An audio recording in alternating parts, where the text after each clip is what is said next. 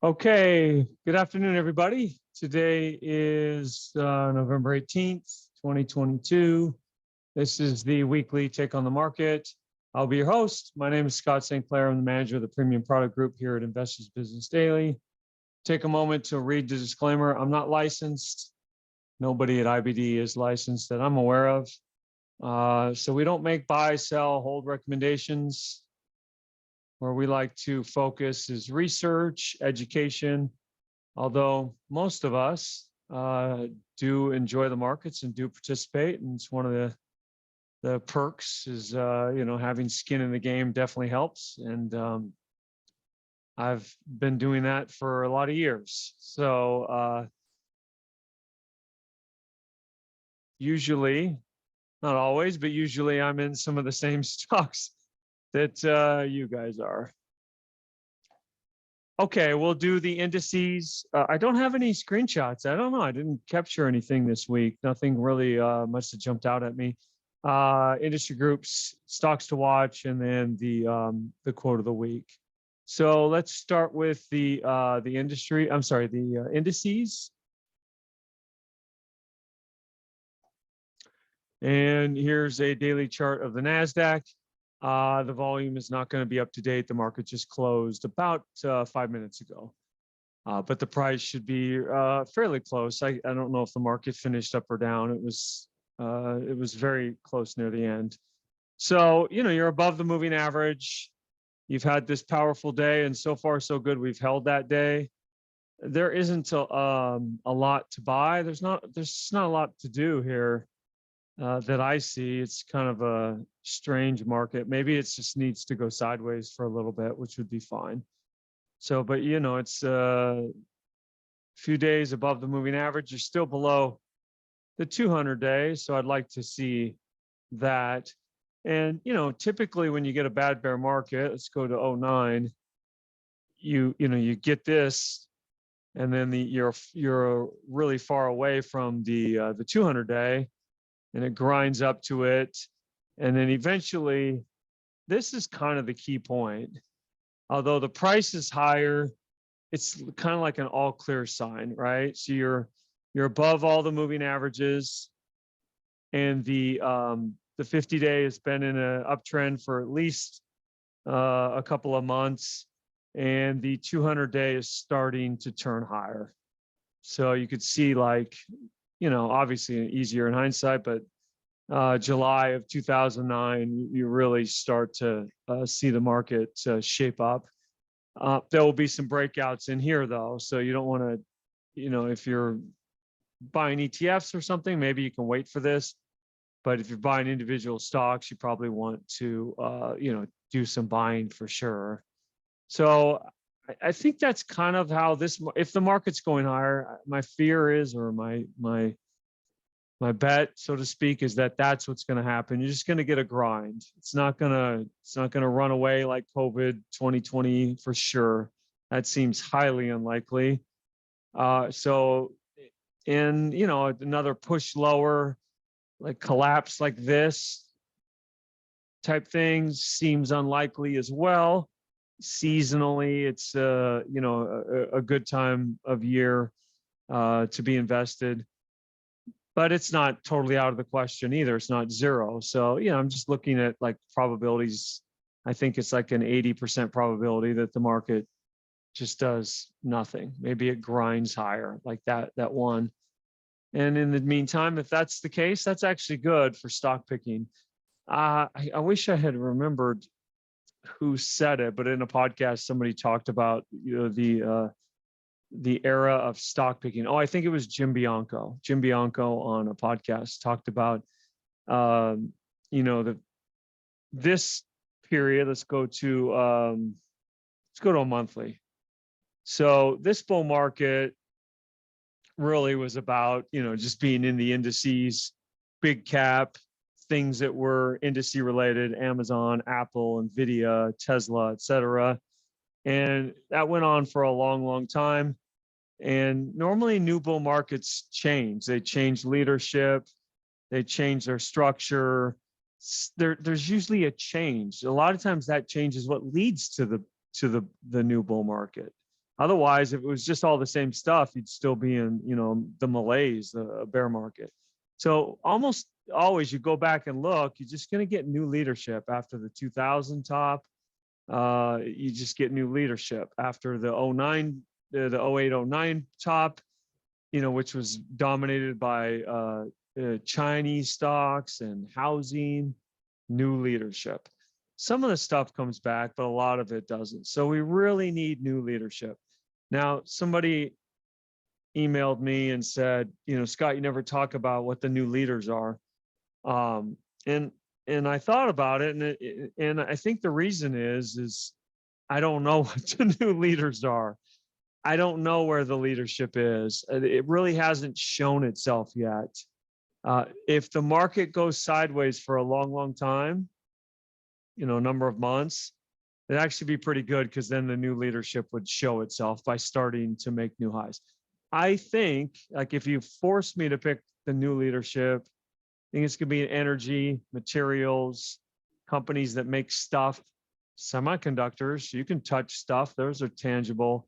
That's going to be the leadership. So, companies that make oil and gas drilling equipment, companies that make semiconductors, companies that make chemicals, things like that. I mean, but I don't really know for sure. I'm just trying to create a narrative in my head on what could happen, and I'll proceed accordingly. So you want to find the new leadership, obviously, but like I said, it's either too early or I haven't identified it, or probably both, that to really know what the next leadership is going to be. S&P, it looks fine, holding up, no real change. Russell, it looks okay, not my favorite. Chris Kessel talked about the Russell leading a new bull market, and he talked to Bill about it. I can't remember the time period, but the Russell had a follow-through day, and they were kind of thinking about whether to put the market in an uptrend. And they just came to the conclusion that the Russell just wasn't an area that would lead new bull markets. They couldn't find any previous historic patterns where the Russell signaled the start of a big new bull market. So take that for what it's worth. And I have mentioned before, I don't remember how long ago it was, but the Russell looked good to me, and I like to buy individual stocks. So I went through, I just space barred through all 2,000 stocks that were in the Russell, and I just was unimpressed. I just could not find anything to buy. I thought that was really strange, since the index looked okay. So not my favorite. EEM, it's holding up pretty good too. The Chinese stocks have been off on a tear off the bottom, but they've just been decimated. So, but this is, 17 to 27. That's a huge move. This was a huge move too, but you've probably, I would guess, I really think you've probably seen the low for Chinese stocks. I mean, they're down, what, I think that was 90% or something, 100 to 16. Now that it's one thing to make a low, but maybe they go sideways for a long, long time, and you there's just no oomph there. I don't know how. I've used to always own Chinese stocks. I had no problem owning them. I know there's some people who say the accounting, the this, the that, but there's risks in every stock. And Enron was a U.S. company, and it was incredibly risky, even with all the accounting companies that were auditing the numbers. So, that's why we have a stop loss, and hopefully you can protect yourself. It just doesn't open down in half. That's where it's always the worst. But if I was running a fund and had to have some exposure, I think PDD is the best one. It looks really good. It's holding up. It's got exposure to the consumer, which is a good thing. I've owned BABA many times before. The numbers aren't as good as PDD. And Tencent, TCEHY has been a really big company, but the numbers aren't as good either. So, but I don't have to own those. I don't run a diversified portfolio like that, so I've just sat it out so far. But maybe the world is shaping up a little bit better. I don't know what the component is of EEM, but I'm sure it's pretty high for Chinese stocks, 15, 20% or something like that. So keep that in mind if you're considering. Last but not least, I've been looking at the bond market because it was the straw that stirred the drink this year. It's led to this really nasty bear market. And got a couple of weeks. It hasn't made a new low for 4 weeks roughly. So you did have a little period like that, a tiny period like that, but you can see like how often like new low, new low, new low, just very, very quickly making new lows in a couple of weeks. So here you are, you're 1, 2, 3.5, 4 weeks off of the low. And if it can somehow hold, maybe that would be a sign that interest rates have kind of found at least a short-term low or some stability. I don't think you need rates to go down. You just need them to stop going up so fast, because that was the problem, as evidenced by 0TVX. Is that 0T? And I used to know the symbol. There we go. Here's the 10-year. It's just straight up 25 to 43 on about 80%. So that's slowed down a little bit for what that's worth. All right, let's just jump right into. I think that's all that I wanted to cover on the indices. Let's go to the industry groups.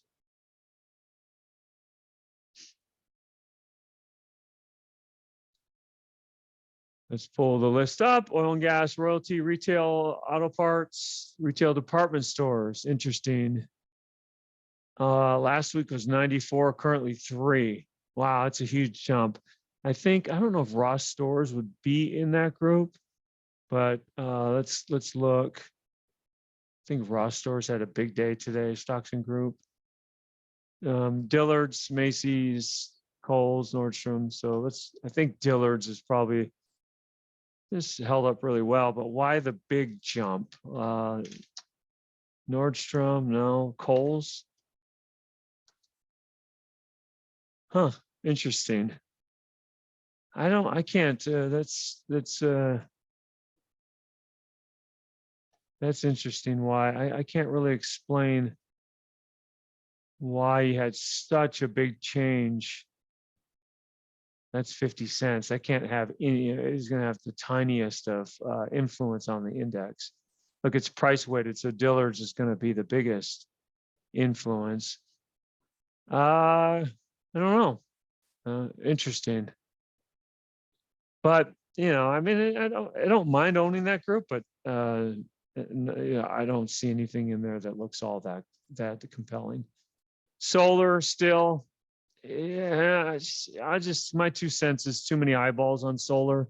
So Enphase, tries to go up, can't, tries to go up, can't, tries to go up, can't. It's acting fine if you own it, maybe I'm just mad because I don't own it. But First Solar looks obviously a little bit better. That one's held up. SHLS gapped up on earnings. So far has held that. That's pretty good action. So that's a pretty good group.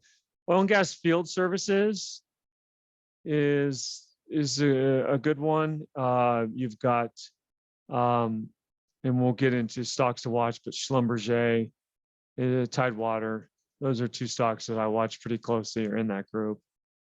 Contract manufacturer, machinery farm, it's got to be Deere. Deere must be doing really well.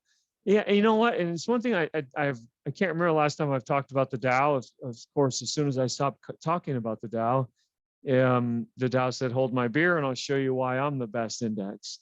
So this has really been the best index in this ride. Look, it's above all the moving averages, and the components like Amgen looks really good, holding up. Boeing looks okay, above the moving average, and Deere, is Deere in the Dow? Hope I didn't put my foot in my mouth. I'm not certain if Deere is in the Dow. It shows you how much I follow it. But these big boys, they're not going to lead a new bull market. They're not growth oriented. It's a great place to hide if you're in a mutual fund and you have to be invested, or pension fund or something. So the people that have to be in something, they'll, you know, you can hide in a Deere and in a Boeing and an Amgen and a Walmart or whatever and try to ride out the storm. That's usually what they do. Oil and gas, transport, consumer education, networking. So I don't see this. Back to the question of the, you know, where's the leadership? What's the new leadership? It's not compelling here when you look at the industry groups. Biotech, I feel like could be a growth area that could lead. So that's very interesting to me. There's so many stocks, 800 stocks, that it could be hard for the group as a whole to be super strong. So actually, you know, 16 rank is not that bad. It was 10 last week, but you know, it's price weighted. So Amgen and Vertex, some of those others are going to really hold that up. So the jury's still out on industry groups. I wish there was something, you know, more concrete to say, but there isn't. I just don't see a signal, a really strong signal from the groups telling me where I should be positioned. Industry groups. All right, so stocks to watch.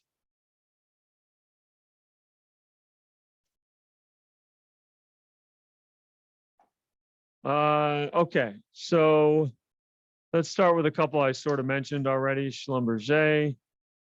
So you broke out. You know, this is a legit cup. There's no handle here because it's just too short. But to me, if you were interested in this group, you know, they're here. You know, you had plenty of chances to get in a little sooner. So, but you know, today was pretty good action. Tried to go down. I think oil was down a lot today, especially early. You know, and then you get almost a bit of a hammer. It's still down, but you know, it was down a lot. So the stocks, you know, oil was down, Schlumberger was up. It's pretty good relative strength.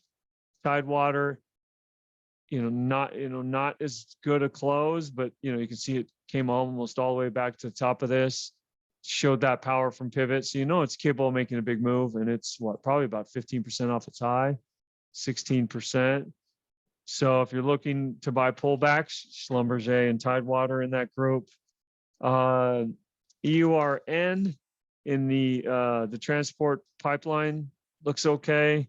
TNK looks good. You know, these are Sting is in this group. These types of transportation of petroleum products, big earnings and sales, and the stocks are holding up. What else? In the semis, ASML is, you know, hanging in there really strong, beating its chest in this big bar, and it, you know, doesn't really give back at all. ACLS. Now, this is a tougher stock. It moves around a lot, like 3 or 4 points a day. And, you know, maybe you can end up with some kind of cup with handle here. I did buy this somewhere like this. You know, honestly, I can't remember if it was there, or there. It probably was a little bit of all three. I sold it today, just because I don't know. I just can't tell what the market's going to do. So I just decided to get a little bit lighter. ASML, I did that, it cost me, it went a lot higher. So, you know, that's me selling is not the best signal, although maybe it is a good signal that it can go higher. But I like this one. So this group is really starting to show some strength, and it's still off the highs as far as a group. So that one's hanging in there as well. And then, you know I talk about them all the time, but you really want to know, or you know, how these are going. Apple, it's okay. Amazon, does not look good. Looks like it's going lower to me. Tesla, I think lower. Now, does that mean short it? No, and I talked about Tesla on Barron's Live today. The heart's out of the melon a little bit as far as, your risk reward shorting it. But you should be aware of how they're acting because these are going to influence the indexes. Google and Meta. It just reminds me of 2000. Once the stocks topped, they topped, and they're probably not going away. But you can see like something like Cisco. This is 82 to 8. I'm not going to pretend to do the math. I'll just say that's a lot. And it's never gone back to 82. It looks like it peaked around 60. So, if you bought Cisco here, you would, you've got to, this is a dollar. Let's say you paid $4 split adjusted, it's 47. You're up tenfold. You've done amazing, but you have a lot of money that's just sat there dormant for a long time. That could have been in an Apple or a Google or a Tesla or Nvidia, or 1,000 other stocks that have done well. So I think there's at some point you need to spike the football.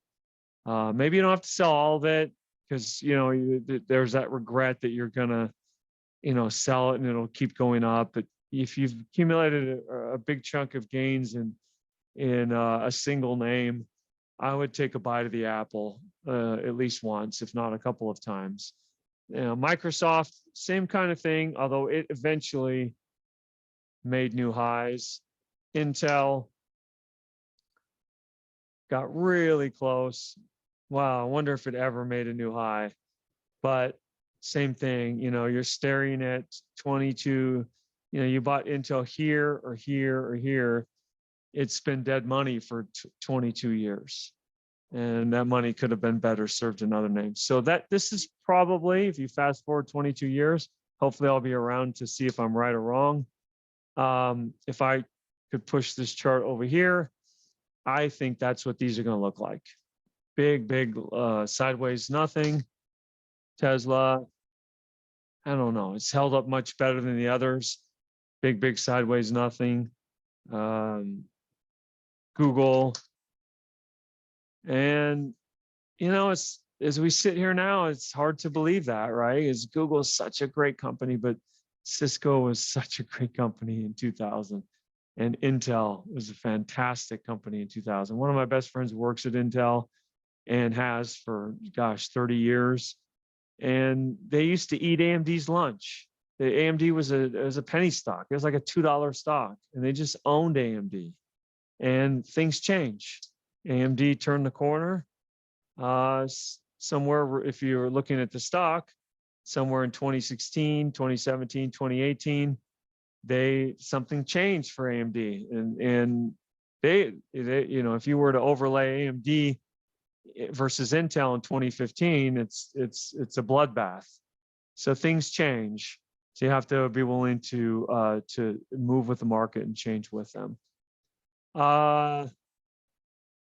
All right, let's go to the quote of the week, and I might have to take quote of the week to quote of the month because I'm running out of some of my favorites. I feel like I'm getting to the point where I'll have to recycle them.